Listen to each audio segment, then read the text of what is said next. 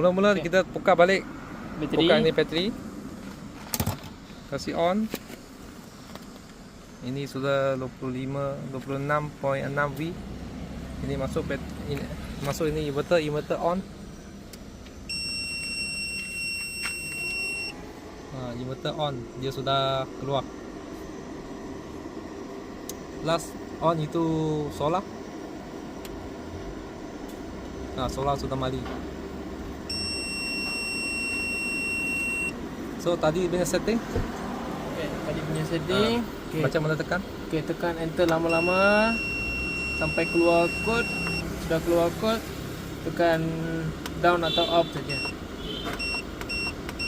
sampai 26.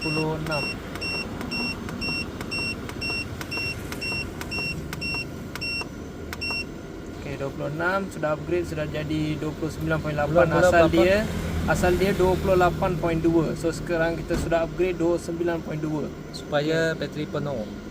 Lepas tu 27 tadi 27 juga, kita sekarang upgrade bagi 29. Okay, lepas tu 29 21 pergi ke 24 sudah upgrade.